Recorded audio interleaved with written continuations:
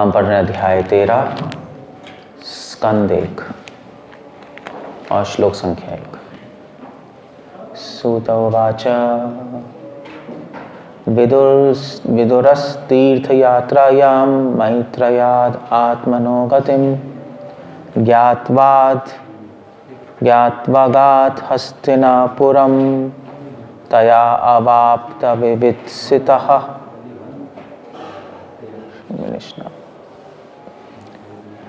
श्री सुत गोस्वामी ने कहा, तीर्थ यात्रा करते हुए विदुर ने महर्षि मैत्री से आत्मा की गति का ज्ञान प्राप्त किया और फिर वे हस्तिनापुर लौट आए और वे अपेक्षा अनुसार इस विषय में पारंगत हो गए।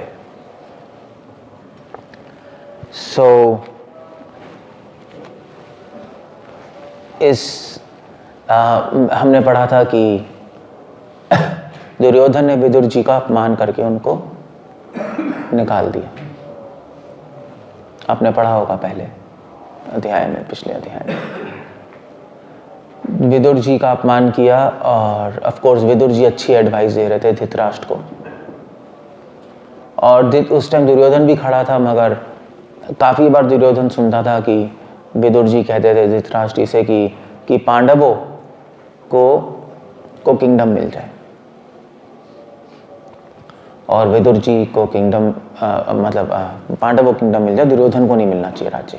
धृतराष्ट्र की अकल में घुसते नहीं था, क्योंकि धृतराष्ट्र अकल से भी अंधा था और आंखों से भी अंधा था, नहीं दोनों से अंधा है। जब भी दुर्योधन के बारे में सोचता था तो एक्चुअली वो सही से डिसीजन नहीं ले पा रहा था, और अपने पुत्र की आसक्ति में भूल जाता था कि दुर्योधन एक खलनायक है और वो राज्य की गद्दी पे बैठने के लायक नहीं है।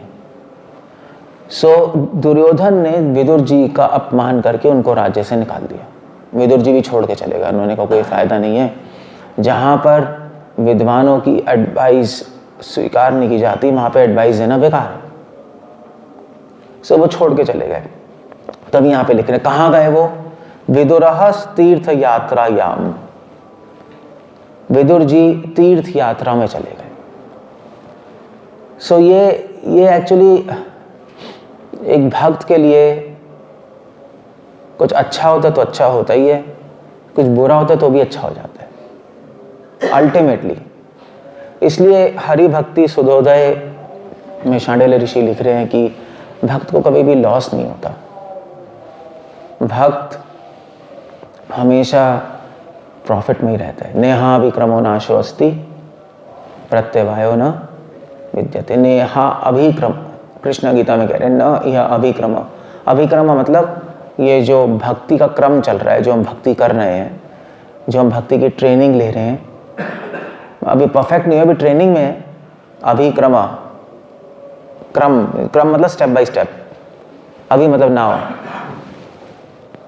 अभी जो हम स्टेप बाय स्टेप चल रहे हैं, धीरे धीरे से बच्चा एक कदम चलने सीखता है। न इहा, इस अभिक्रम में नाशोवस्ति, कभी भी नाश नहीं है, कभी भी लॉस नहीं होगा इस भक्ति के प्रैक्टिस में। क्यों? प्रत्यवायो न विद्यते। प्रत्यवायो न विद्यते मतलब, प्रत्यवाय मतलब बेसिकली लॉस। लॉस नहीं होगा। क्यों लॉस नहीं होगा? क्योंकि इस रास्ते पे अगर कोई घाटा होता है तो भगवान ऐसी प्लानिंग करते हैं कि उस घाटे से भी प्रॉफिट करा देते हैं। अगर कोई प्रॉब्लम आती है डिवोटी को, कहने का मतलब है लाइफ में, तो भगवान उस प्रॉब्लम से भी उसको कुछ ना कुछ फायदा करवा देते हैं। स्पिरिचुअल फायदा, मटेरियल नहीं, स्पिरिचुअल। जैसे विदुर जी को प्रॉब्लम आई, विदुर जी को राज्य से निकाल दिया, घर से निकाल दिया, भाई अब तुम हमारे हस्तिनापुर में नहीं रह सकते, निकल जाओ। तो विदुर जी के लिए फायदा हो गया, विदुर जी तीर्थ यात्रा चले गए। ऐसा गुड थिंग नहीं, लोग तीर्थ यात्रा जाने के लिए प्लानिंग करते रहते हैं। अब भगवान ने अरेंजमेंट कर दिया, चलो भाई ठीक है अब तीर्थ यात्रा जाओ। बहुत ज़्यादा तुम हस्तिनापुर के मैनेजमेंट में फंसे हो। विदुर जी मैनेजमेंट में थे, धृतराष्ट्र के मंत्री थे, तो मैनेजमेंट में फंसे हो, अब छोड़ो और अब तीर्थ यात्रा जाओ। तो विदुर जी तो खुद मिनिस्टर थे धृतराष्ट्र के, और रिलेशन में भी थे, छोटे भाई थे, बट अल्टीमेटली विदुर जी एक सेंट है, एक साधु है। और विदुर जी की हमेशा इच्छा थी कि वो साधु की क्या इच्छा होती है? तीर्थ यात्रा जाए, नहीं? जैसे हम लोग हैं, हमारा भी मन करता है वृंदावन जाए, मायापुर जाए, नहीं करता है? नहीं करता है, मगर आप बिजी हो अपनी लाइफ में, मैनेजमेंट में बिजी, बिजनेस में बिजी हो। सो विदुर जी सोचते थे मगर निकल नहीं पा रहे थे। अब ये बहाना मिल गया और तीर्थ यात्रा के लिए विदुर जी निकल गए। मैत्रेयात आत्मनो गतिम, और महर्षि मैत्रेय से उन्होंने भेंट की। मैत्रेय मुनि से मिले और उनसे आत्मनो गतिम, आत्मा का ज्ञान प्राप्त किया। यहाँ पे आत्मा का मतलब है भगवान का, क्योंकि आत्मा का ज्ञान आप बिना परमात्मा के ले ही नहीं सकते। भाई जैसे हमें देखना है, जैसे मैं आपको देख रहा हूँ तो मैं सिर्फ आंखों से नहीं देख रहा, लाइट भी ज़रूरी है। बिना लाइट के आंखें अगर सही भी है तो भी दिखाई नहीं देगा, नहीं? सो हम कहते हैं, हम जनरली कहते हैं हम आंखों से देख रहे हैं, मगर एक्चुअली उसमें एज्यूम्ड है कि लाइट की भी ज़रूरत है। हम ऐसे नहीं कहते हम आंखों से और लाइट से देख रहे हैं, ऐसा कोई नहीं कहता। कहते हैं अभी तो किसी से पूछो आप कहाँ से देखते हो, बच्चे से पूछो हम आंखों से देखते हैं, ना, यही कहते हैं ना। तो वो तो अंडरस्टूड है कि लाइट होनी चाहिए तभी दिखाई देगा। उसी प्रकार जब हम कहते हैं आत्मा का ज्ञान लिया, तो अंडरस्टूड है कि परमात्मा का ज्ञान तो लिया होगा ही, क्योंकि आत्मा बिना परमात्मा के उसकी कोई सत्ता नहीं है, कोई एग्जिस्टेंस नहीं है। समझ गए? इसलिए यहाँ पे आत्मगतिम, जब भी भागवतम में, शास्त्रों में आत्मा ज्ञान होता है तो उसके अंदर समझना चाहिए आत्मा और परमात्मा, मतलब बेसिकली आत्मा का ज्ञान लिया और कृष्ण भक्ति का ज्ञान लिया। आत्मा परमात्मा का ज्ञान और उन दोनों में संबंध क्या है? गतिम, आत्मा की गति क्या है? आत्मा की गति क्या है? ऐसा ज्ञान लिया जिसमें आत्मा की गति पता लगे। आत्मा की गति क्या है? भगवद गीता में लिखा है गतिर्भर्ता प्रभु साक्षी निवासा शरणम सुहृता भूत भव्य, सॉरी क्या है उसका? निवासा शरणम सुहृता, क्या है? सकायम। एनीवे, सो कृष्णा गीता में कह रहे हैं कि मैं गति हूँ सबकी। भगवान ही गति है, नहीं? जो भोगी हैं, जो नॉन डिवोटी हैं, उनकी गति है मृत्यु। बस उनको वही मिलेगा। इतनी मेहनत करने के बाद संसार में, इतना कुछ काम करने के बाद, इतना कुछ अचीव करने के बाद गति क्या है? मृत्यु। और डिवोटी की गति क्या है? भगवान। हम संसार में कुछ भी नहीं चाहते, हम सेटिस्फाइड हैं, और हमारी गति क्या है? भगवान। So that's the point. भोगी लोग उस रास्ते पे चल रहे हैं जहाँ का अंत है मृत्यु, हम उस रास्ते पे चल रहे हैं जहाँ का अंत है अमरता, कृष्णा और भगवान की प्राप्ति। सो मैत्रेय मुनि से विदुर जी ने आत्मज्ञान लिया। ये जो विदुर और मैत्रेय की चर्चा, अब आप पूछोगे आत्मज्ञान कहाँ है, रिकॉर्डेड कहाँ है? वेल, 3rd कैंटो में विदुर और मैत्रेय के बीच में जो ज्ञान चर्चा हुई थी वो सब रिकॉर्डेड है इसके अंदर भागवतम में। आप आगे पढ़ोगे 3rd 4th कैंटो में विदुर और मैत्रेय की चर्चा है कि क्या नॉलेज ली। नेचुरली हमें इंक्विजिटिवनेस होगी कि नॉलेज क्या ली भी, क्या डिस्कशन हुई, तो भागवतम में आगे सुखदेव गोस्वामी, सूत गोस्वामी बता देंगे हाँ भी ये डिस्कशन हुई है। बट अभी सिर्फ ये मेंशन कर रहे हैं कि उन्होंने नॉलेज ली और तीर्थ यात्रा गए। तो तीर्थ यात्रा में जाने का फंक्शन है नॉलेज लेना, क्योंकि श्रीमद् भागवतम खुद कह रही है कि तीर्थी कुर्वन्ति तीर्थानि, कि तीर्थ को तीर्थ बनाने वाले तो संत होते हैं। अगर साधु संत नहीं है तीर्थों में, तो फिर तो तीर्थ एक कौवे और मछली और कुत्तों के रहने की जगह है। कुत्ते भी रह रहे हैं तीर्थ में, मछली भी रह रही है, कौवे भी रह रहे हैं, मगर वो उनको क्या होता है? उनको कुछ नहीं होता, वो तो जानवर ही है, नहीं, कोई बेनिफिट नहीं है उनको। सो ऐसे ही अगर आप तीर्थ जाओगे, वहाँ पे साधु संत नहीं है, तो बेकार हो गया जाना। तो ऐसे ही जा रहे हो, ऐसे कौवे गंगा जी में स्नान करके आ जाते हैं। सो कोई फायदा नहीं है, वो एक रिचुअल बन गया, रीति रिवाज नहीं होता, जैसे अंधविश्वास हो गया वो तो सिर्फ। सो हम तीर्थ जाते हैं क्योंकि तीर्थों में साधु होते हैं। मैत्रेय मुनि, विदुर और मैत्रेय कहाँ मिले थे? किसी को पता है कहाँ मिले थे? कोई पता है किसी को? भागवत में रिकॉर्डेड है, मिले थे हरिद्वार में। विदुर और मैत्रेय की जो संवाद हुआ है हरिद्वार में हुआ है, गंगा जी के किनारे। तो मैत्रेय मुनि हरिद्वार में रह रहे थे, वहां पे उनको मिल, तीर्थ यात्रा करने गए वहाँ उनको मैत्री मुनि मिल गए। उन्होंने कहा तो बहुत अच्छा है। तो तीर्थ यात्राओं में और भी साधुओं से मिले होंगे और उनसे उपदेश लिया होगा, तो उनसे उपदेश लिया। बेसिकली अगर आप तीर्थ यात्रा ना भी जाओ और साधुओं से सुन रहे हो तो वही तीर्थ है। जैसे अभी सुन रहे हो आप भागवतम, तो यही तीर्थ है। सारे तीर्थ भगवान की कथा में वास करते हैं।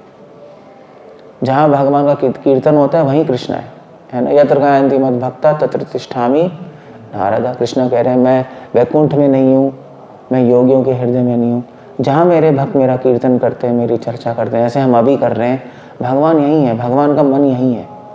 लोग यहाँ से बस पकड़ के हरिद्वार जा रहे गंगा जी में स्नान करने, भगवान यहाँ है वहाँ पे क्या करने जा रहे हैं? वहाँ पे गंगा जी है, मगर गंगा जी तो पावन है, गंगा जी त्रिभुवन पावन ही है। मगर गंगा जी में स्नान करने का उनका फ़ायदा ही क्या? क्योंकि ना उनको गंगा जी की महिमा ज़्यादा पता है, बस एक समाज से पता है गंगा जी महान। अच्छा है, भारत में एटलीस्ट इतना तो पता है, गंगा जी की वैल्यू तो पता ही है।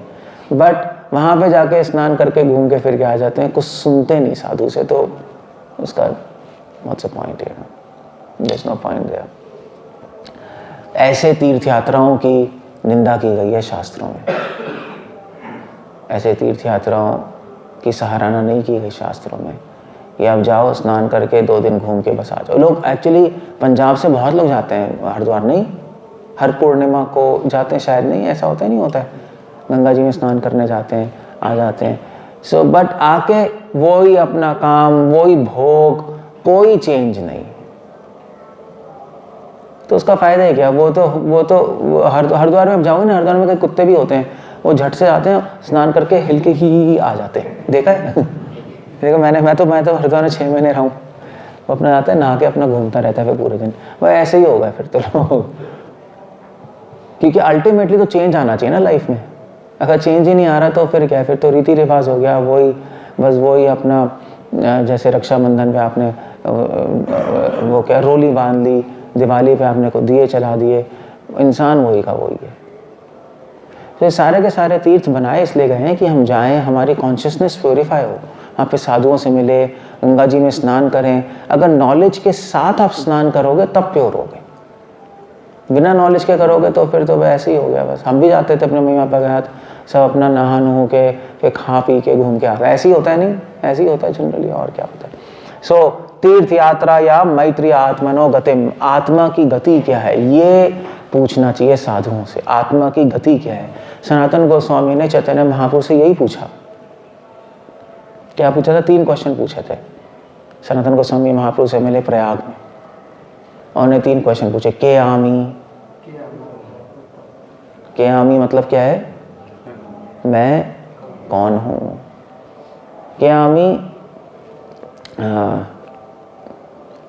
कहनो अमार जार तात्रय, कि मुझे क्यों दुख मिल रहा है, मैं कौन हूँ, मुझे क्यों दुख मिल रहा है। और तीसरा क्वेश्चन, इसका सॉल्यूशन क्या है? नहीं, कैसे निकलूँ मैं, कैसे जन्म मृत्यु के दुख से निकलूँ। महाप्रभु ने कहा यस, ये अच्छे क्वेश्चन है, दैट्स वेरी नाइस। सो उन्होंने नॉलेज ली, ज्ञातवा आगात, और ये जानकर समझकर, ज्ञातवा मतलब ये सीख कर मैत्री मुनि से तीर्थ यात्रा पूरी करके, आगात, अगात मतलब होता है, अगात मतलब होता है दोबारा से लौट के, हस्तिनापुरम तया अवाप्ता विवित्सिता, हस्तिनापुर दोबारा से लौट के आ गए। Of course I mean to say उनका घर था वहाँ। दुर्योधन ने तो उनको राज्य के मैनेजमेंट से निकाला था, मगर उनका छोटा सा घर था वहाँ, तो घर तो वापस लौट के, उनकी वाइफ भी थी तो लौट के तो आना ही है तीर्थ यात्रा, वाइफ को तो लेके नहीं चाहते। ज्ञातवा अगाध हस्तिनापुरम तया अवाप्त, तया मतलब उनके द्वारा, अवाप्त मतलब जो ज्ञान लिया गया, अवाप्त मतलब लिया गया जो ज्ञान मैत्री मुनि से। विवित्सिता, विवित्सिता मतलब कि वो ज्ञान लेके नॉलेजेबल बन गए। विवित्सिता मतलब नॉलेजेबल, अपने आप को कृतार्थ माना, और उनकी नॉलेज उस निष्णात एक्सपर्ट बन गए उस नॉलेज में। सो विदुर जी, इससे हमें भी सीखने को मिलता है, विदुर जी ऑलरेडी बहुत एक्सपर्ट थे अपने सब्जेक्ट मैटर में। ऐसा नहीं वो एक्सपर्ट नहीं थे, बट नॉलेज की तो कोई लिमिट है ही नहीं। नॉलेज की कोई लिमिट नहीं है। आप सोचोगे हमने पूरी भागवतम पढ़ ली, सब पढ़ लिया, मुझे कोई ज़रूरत नहीं है, नॉनसेंस, ये गलत आइडिया है। नॉलेज लिमिटलेस है, ऐसे आकाश का कोई अंत नहीं है, ऐसे ज्ञान का कोई अंत नहीं है। सब नॉलेज जितनी लो उतनी कम है, बल्कि आप जितनी ज़्यादा लोगे उतना लगेगा कि कम है, जितना कम होगा उतना ज़्यादा लगेगा आपने पूरा कर लिया। इसलिए हर मूर्ख अपने आप को विद्वान समझता है, हर विद्वान अपने आप को मूर्ख समझता है। सो विदुर जी ने कहा ओके गुड। और वैसे भी अगर आपको सब कुछ क्लियर भी है तब भी डिवोटीज दूसरे डिवोटीज के साथ डिस्कशन करना चाहते हैं, क्योंकि जब दूसरे डिवोटी को भी क्लियर है, आपको भी क्लियर है, तो मज़ा आता है नहीं डिस्कस करने में। ओके कॉन्सेप्ट्स क्लियर है, लेट्स डिस्कस। तो सिर्फ डिस्कशन, हरि कथा सिर्फ क्लैरिटी के लिए नहीं की जाती, सीखने के लिए नहीं आती, हरि कथा रस के लिए भी की जाती है। भक्त अपना अनुभव बोलता है, दूसरा भक्त अपना अनुभव बोलता है, अनुभव से वो उसके अनुभव से सीखते हैं, वो अपने अनुभव से सीखते हैं, ऐसे सीखते नहीं, उसमें आनंद भी आता है। क्योंकि जब वो दूसरा भक्त अपना अनुभव बोलता है और आपको वही अनुभव है, तब कहते हैं वाह ये तो मेरा भी अनुभव है, दैट्स नाइस। नहीं, सो तुष्यंती च रमंती च, ये डिवोटी एसोसिएशन। साधु संघ में हमें तुष्टि, संतुष्टि मिलती है, नॉलेज मिलती है, क्योंकि इसलिए संतुष्टि मिलती है। क्यों? क्योंकि क्लैरिटी होती है, संशय हटते हैं, और रमंती जो, और आनंद मिलता है, रस मिलता है। सो विदुर जी को बहुत फ़ायदा हो गया एक्चुअली। ये दुर्योधन ने विदुर जी को निकाल दिया, और भगवान का अरेंजमेंट था कि दुर्योधन के द्वारा विदुर जी को वो निकाल दे, और विदुर जी तीर्थ यात्रा जाए, मैत्री मुनि से मिले, और फिर वहाँ पे सारी डिस्कशंस हो। That's how it goes.